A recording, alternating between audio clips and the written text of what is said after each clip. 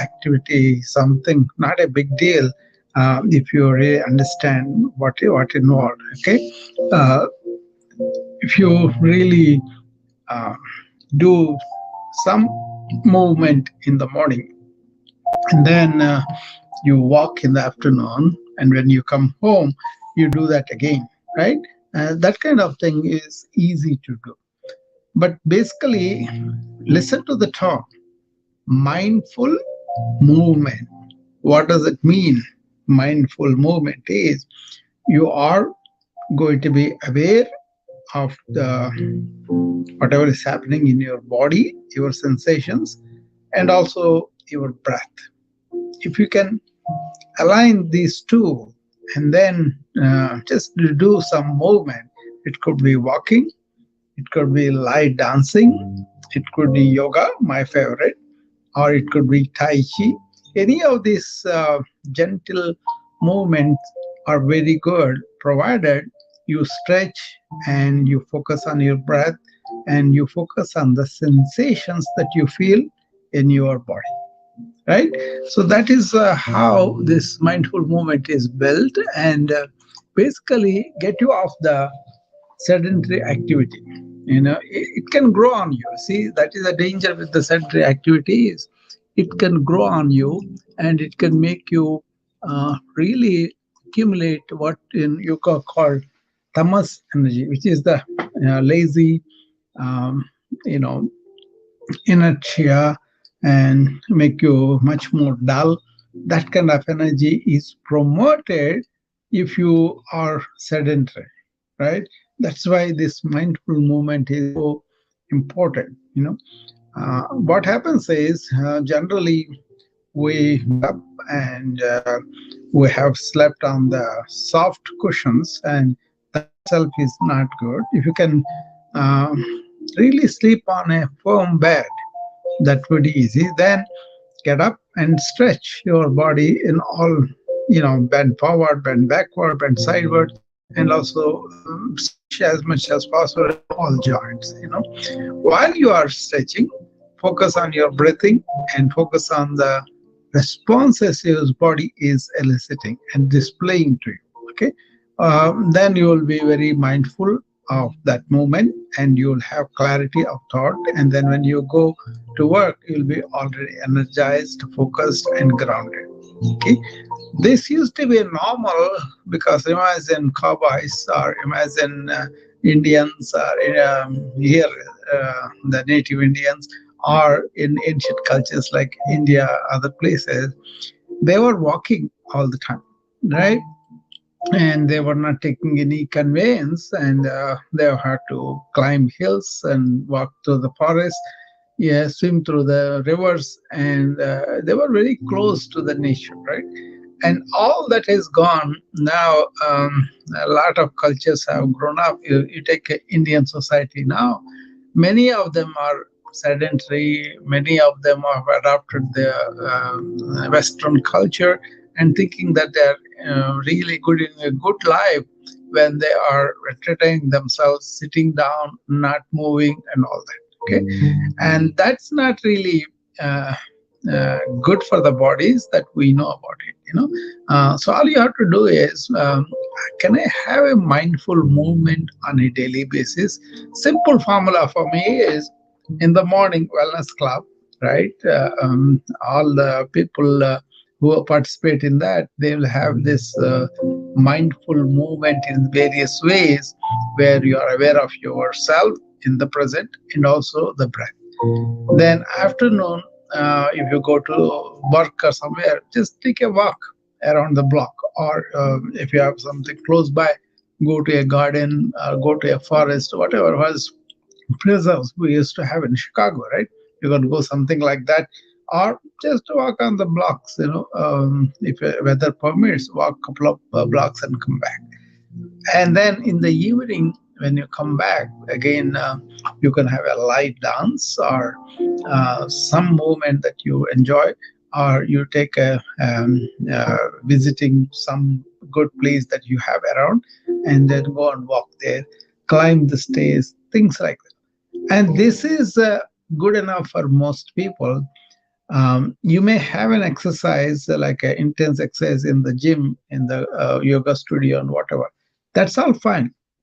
I'm talking about people who are obese, who are really accumulate this bad energy quite a lot in their body, and they don't have a tone of their muscles, and they have accumulated fat around their belly and over the waist and all that, right? These people really do not have a good cardiovascular conditioning, and it goes down as you age into the decades, right?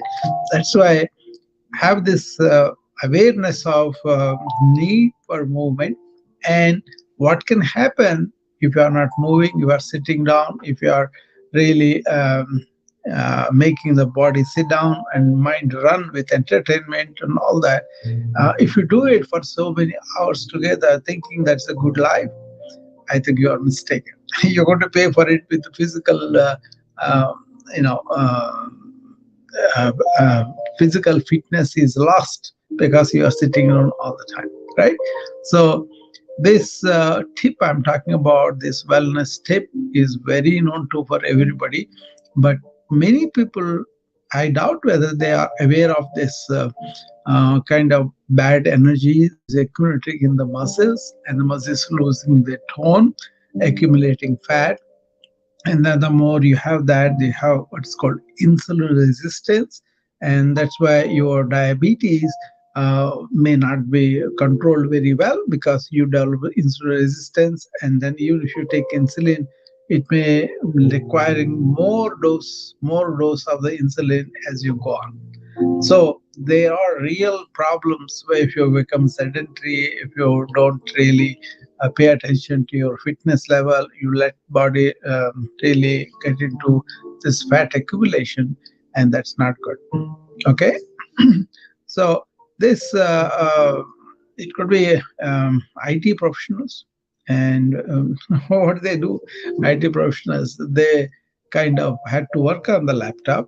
They had projects, they had deadlines, they have something that they cannot leave because their mind is occupied with what they are doing, and they want to deliver that, right?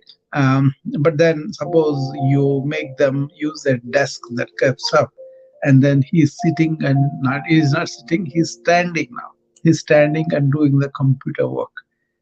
That would be good for him, right? And then also suppose you are sitting and then working something because you have to do because you don't have the elevated desk. Then if a phone call comes, if something, make it a habit of uh, getting up to answer the phone call. That's what I advise my people who are IT professionals who consult me about several problems that they have. They have a stress reduction program which I started in 19 um, around 2008 for the EMR implementation and all that, right? So these IT professionals are given stress management for excessive tension. One of the chief things I identified them was they are sitting too long, or they are allowing the sedentary activity grow on them. Okay, without them knowing, they're saying, "Oh, I'm fine, I'm young and all." No, you will lose that. Okay, remember this.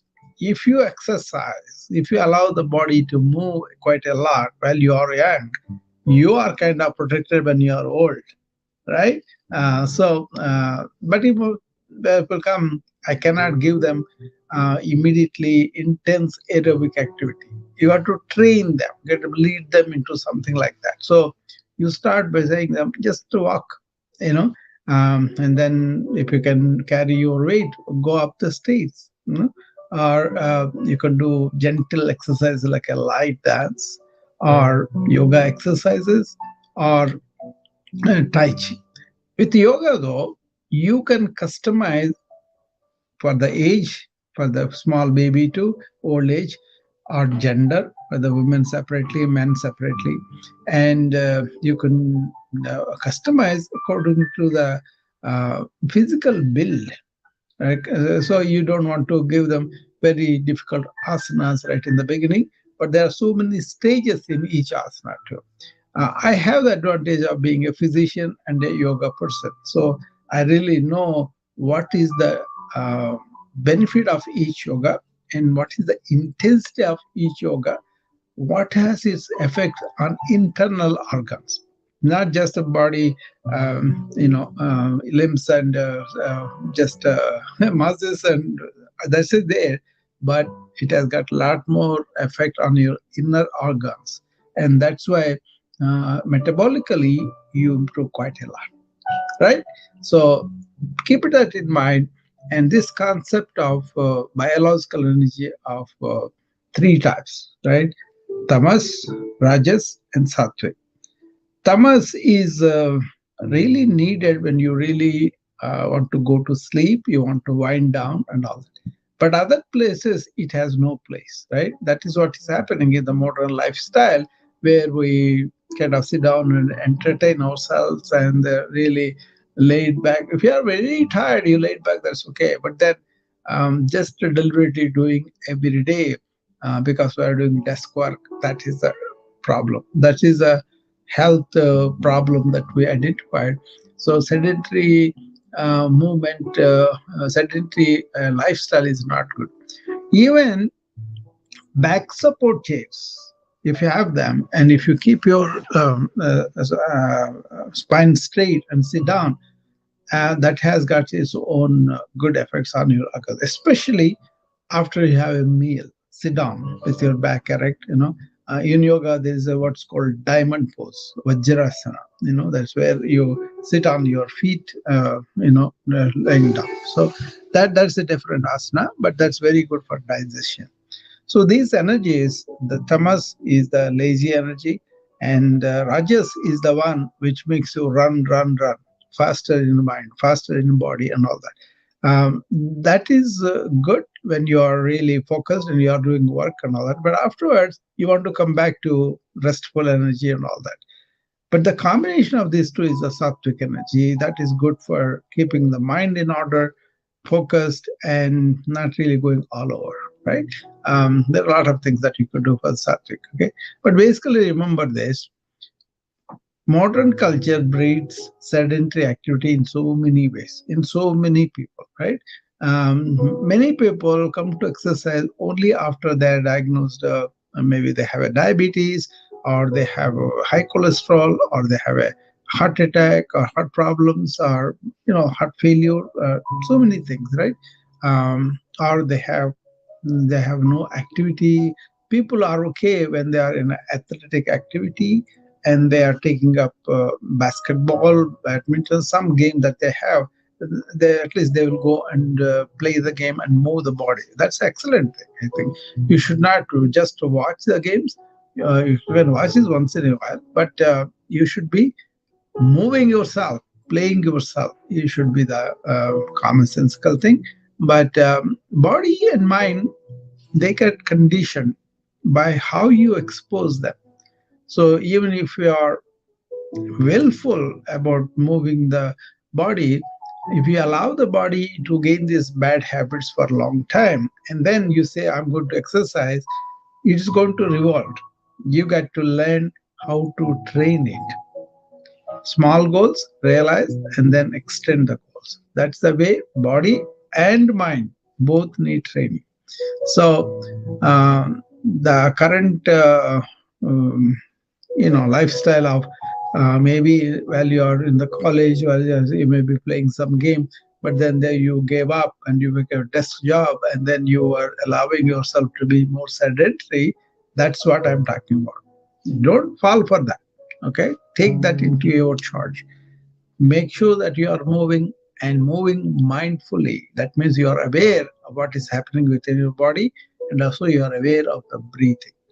If you can coordinate these two, then you will be completely okay. Okay.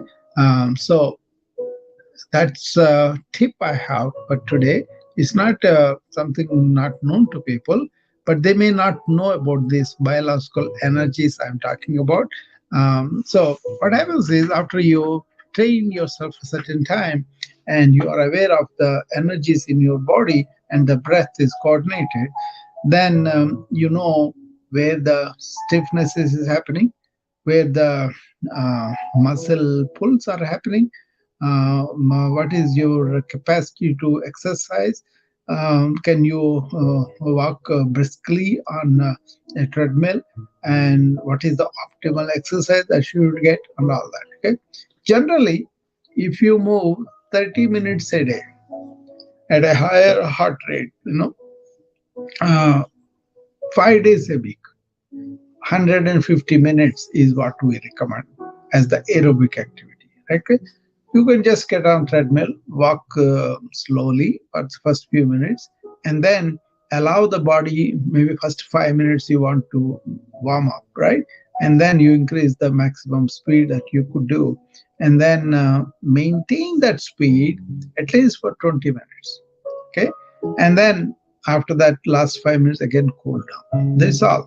But while you are moving those 20 minutes, allow the heart rate to go the maximum as much as possible. There are so many exercises on the treadmill itself. What you I prefer is alternate speeds. You start with 2 miles, for example, you go up to 3 miles and come back to like a 3 minutes, 3 minutes, like that. If you do that alternate, body is able to do it much better than you keep on increasing the speed and then exerting yourself. Don't do that. Then the more comfortable this so-called discomfortable thing that you are doing, the exercise can be discomfort for people. The more comfortable level you are doing the discomfort thing, you are going to be compliant with it. You're going to enjoy the activity, and you're going to allow yourself to be doing every day because you are enjoying it, right? So having the long term view of I'm going to be healthy into my later years, into my 60s, 70s, 80s, and I want to really be sharp in my mind. I want to really feel energy and happy to work and do all that. You need to have this mindful movement incorporated into whatever you do. Suppose you are an athlete, you are running a lot and all that, do the yoga and breathing before you start the activity. Then it will go long way. And then there is a way to breathe while you are running, while you are doing the activity, aerobic activity. It's like more like a you take a deep breath in, but when you are breathing out, it should be longer. Practice that while you are doing on the treadmill, or on running or anything like that. Then your capacity, the respiratory capacity increases, so that you can do the intense exercise much more comfortably. So I hope I have given enough incentive for people who are sedentary, and for the people who are athletic, they can increase their activity and then learn a couple of tips I gave you to make it much more enjoyable, and really get a lot out of the exercise what you are doing. Okay, so let's see, anybody wants to come up, you can now come up, and I'll be happy to engage you in any questions, or I will happy to answer any comments, or you can share me what is your mindful movement, what is the favorite movement that you do. Dancing is something people like a lot, right? And that's very good. Um, in other cultures, they kind of combine the dancing with the rituals, so that is also good too. The older the culture you are, the more this dancing with singing, with really having the camaraderie with all the group, all those things are there, which are really good, I think. So loneliness and not belonging and feeling miserable, all those will go. Suppose you are miserable and you go to the group, you participate in that group activity, you feel good. Your spirit will, suppose you don't feel like exercising, you go to YMCA or some gym, wherever people are there, seeing them you will get motivation. So all these are basic preliminary things. But if suppose by yourself, what I would like to say is you are responsible for yourself. You are self-conscious about your need for the body to exercise, mind to be calm, and need to really observe what's happening within you in real terms. Not the theory, not the words, but actually what's happening. Can I change that? Okay, that kind of thing will be very helpful for you. Okay. So I can go on this, but I don't do it once at a talk. If anybody has anything, they can come up and talk. Otherwise, we'll close in a few minutes. Um, but basically, think of early in the morning stretching and breathing. In the afternoon at your work, just take beautiful walks and be in contact with the nature. In the evening, when you come, maybe go dancing or dance at home, whatever pleases you. And then yoga dance is also there. You can do yoga poses in say dance way. That's how the classical dances of India are developed. So those girls, they assume different postures that are dance related, and they kind of express a feeling of a song or devotional song, whatever, through the dance movements. And then, but if you break them, there each one is a different asana, different posture from yoga, and that is combined with the reverence to their favorite god, and also really singing the song makes them breathe much better. All these are interwoven there.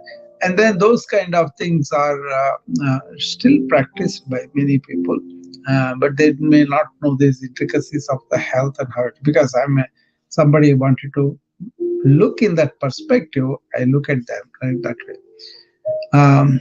So that's about it. And be happy, get up in the morning, breathe deeply, stretch, and be aware of what is happening in your body. And if you go to office, mindful of being sedentary, and what it can is a habit. Break that, and try to stand up and do on the computer if you could, or take stays and all that. And so when you are talking to somebody on the phone, get up and talk. Things, simple things like that. And then take a afternoon walk, and in the evening when you come, you can do relax, unwinding, gentle movements of any number of systems, yoga, tai chi, uh, any number of things like that, gentle exercise. And then cultivate the habit of sleeping well, because you are moving all day and you are keeping your mind attentive. Okay, this is the formula for a good sleep. Keep your body moving and keep the mind silent as much as possible. Use it consciously. Don't be this unconscious habit of thinking all the time and thinking that I'm a deep thinker. I kind of, no. You got to have a control of intentional thinking, and then intentionally shutting down and getting out of it and staying in the silence. Then you are properly using the thought. Otherwise, thought is controlling you. It is coming unconscious. All that. Okay. Combination. Move the body in a mindful way. That means mind is quiet. You are aware of your movement, and also on your breath, and also what is happening in your body due to that movement. Okay. Many times we discover joint weakness or cramps possibility and all that, because when they stretch, they can feel the difference between one side to the other side. So you are aware of that. Then you can do more of that to relieve it, and then you can improve that part of the body much more. Okay. So that's about it, what I have to say. And I will do the next topic tomorrow. Tomorrow evening again, 8 p.m. Uh, Hopefully, you guys will have something to say about these things tomorrow, and we'll go from there. As I told you, it's going to be a 60-day thing, but not 60 days, 60 topics that will go altogether 3 months. Now we are in the second week. Second talk is over. First week, 5 talks, and now 2. So I'll go on the weekdays, and hopefully you got something about it. Thank you. Bye bye.